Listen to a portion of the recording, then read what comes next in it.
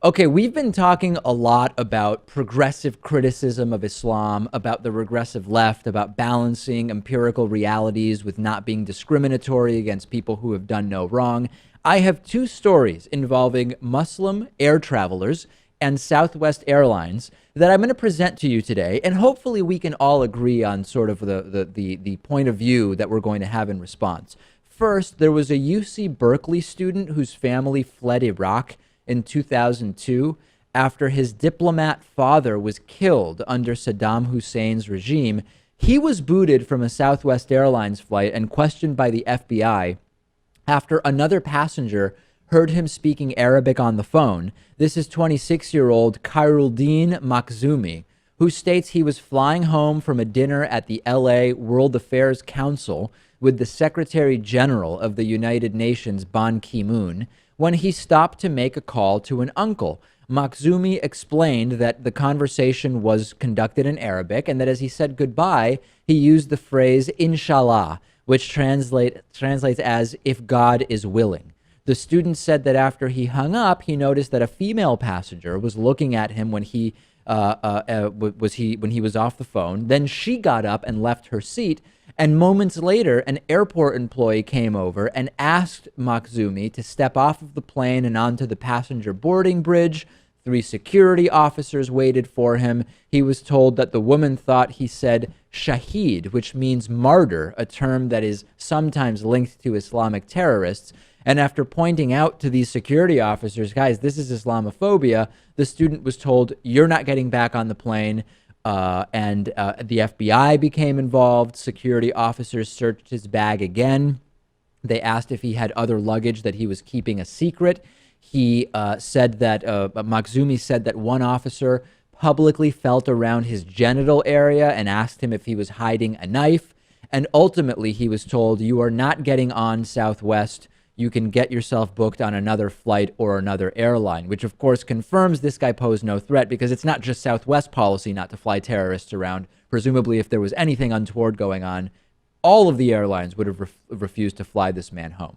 That's number one. Number two, meanwhile, a Muslim woman was asked to get off of a plane without any explanation after she asked her seatmate to switch seats. Her name is Akima Abdullah. She was told to disembark a Southwest Airlines plane at a Chicago airport, I would assume Midway, which is the one Southwest often flies out of there. She asked the man next to her whether she could move to the aisle seat, and the man agreed. And then a flight attendant reportedly came over and said to Miss Abdullah that they are not allowed to swap seats. Now, on any airline, Lewis, I've never seen seat swapping not allowed. Southwest Airlines doesn't even have assigned seats. You line up in order. You get a letter and a number going from like A1 to A60, B1 to B60, etc. And when you get on, whatever seat is available, you can get. So the absurdity that on a Southwest Airlines plane, which doesn't even have as a matter of policy assigned seats, you can't swap seats is absolutely ridiculous.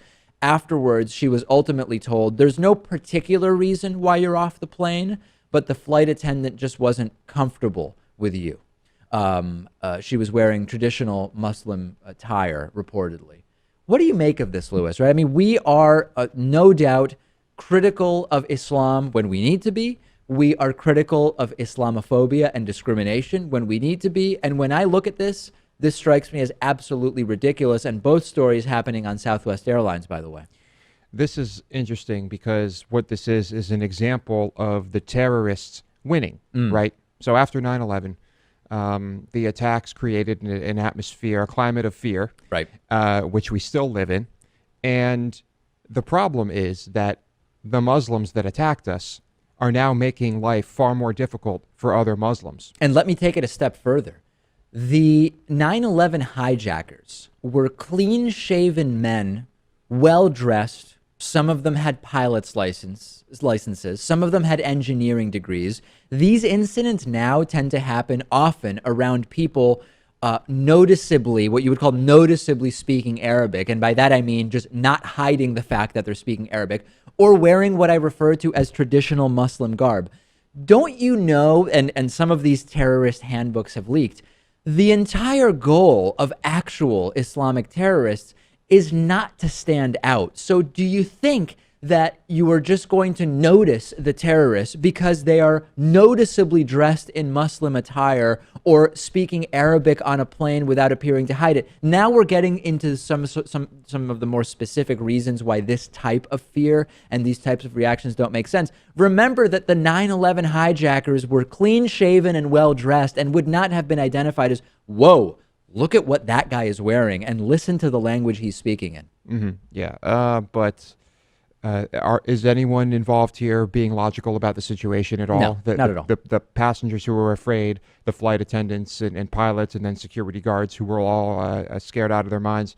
There's no reason. There's no logic. Send me your thoughts on this if you have some other view. I mean, if you believe either of these individuals should have been kicked off of the planes based on what we know, by all means email me because I would love to hear from you.